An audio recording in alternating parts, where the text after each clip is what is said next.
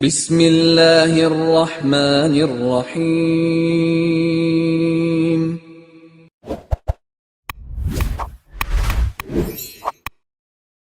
السلام علیکم ورحمۃ اللہ وبرکاتہ۔ الحمد للہ حمدا کثیرا طیبا مبارکا فیہ، والصلاة والسلام علی سید المرسلین محمد وآلہ وصحبہ اجمعین، اما بعد۔ حاضرین و ناظرین، یہ درس حدیث نمبر 467 ہے۔ آج کا عنوان ہے زبان نبوت سے ادا کیا گیا شعر۔ روایت سماعت کیجیے، ترجمے کے بعد تشریح کی جائے گی۔ عن جندب بن سفیان البجلی قال اصاب حجر اصبع رسول اللہ صلی اللہ علیہ وسلم فدمیت فقال هل انت الا اصبع دمیتی وفی سبیل اللہ ما لقیتی۔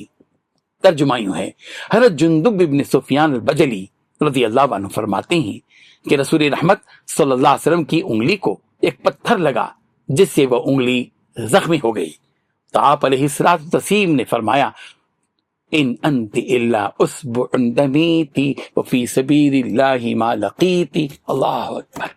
فرمایا سرکار نے تو ایک انگلی ہی ہے جو خون آلود ہو گئی، اور جو تجھے تکلیف پہنچی وہ اللہ تعالیٰ کی راہ ہی میں ہے۔ اللہ اکبر۔ بزرگان محترم، رسول رحمت صلی اللہ علیہ وسلم کو کسی غزوے کے موقع پر، جنگ کے موقع پر انگلی مبارک کو پتھر لگا اور اس سے خون بہنے لگا۔ اس موقع پر رسول رحمت صلی اللہ علیہ وسلم نے جو کلمات ارشاد فرمائے وہ نہ صرف صبر و رضا کا اعلیٰ نمونہ ہیں بلکہ ادبی ذوق اور فصاحت نبوی کا بھی روشن نمونہ ہے۔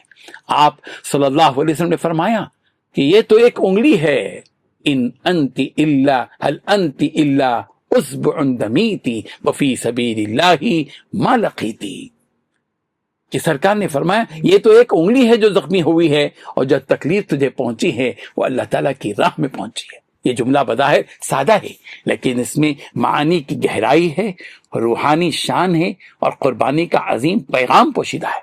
ادبی اعتبار سے دیکھا جائے تو اس کلام میں ایک لطیف شاعرانہ رنگ بھی جھلکتا ہے۔ آپ علیہ السلام نے جسمانی درد کو معمولی قرار دے کر اسے اللہ کی رضا کے مقابلے میں کچھ حیثیت ہی نہیں دی۔ گویا یہ اعلان تھا کہ اللہ کے دین کے لیے آنے والی تکلیف دراصل عزت و سعادت و کامیابی کی علامت ہے، نہ کہ شکایت اور افسوس کا مقام۔ عام انسان درد میں شکوہ کرتا ہے لیکن رسول رحمت صلی اللہ علیہ وسلم نے درد کو بھی عبادت اور قرب الہی کا ذریعہ بنا دیا۔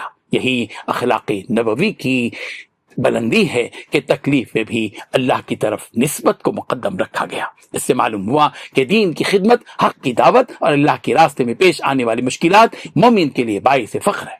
جو شخص اللہ کی رضا کے لیے تکلیف برداشت کرے وہ دراصل اپنی روح کو بلند اور اپنے درجے کو اعلیٰ کرتا ہے۔ اللہ تعالیٰ ہمیں بھی رسول رحمت صلی اللہ علیہ وسلم کے صبر، رضا اور قربانی کے جذبے کا حصہ عطا فرمائے اور ہمیں ثابت قدم رکھے۔ آمین۔ وآخر دعوانا ان الحمد للہ رب العالمین۔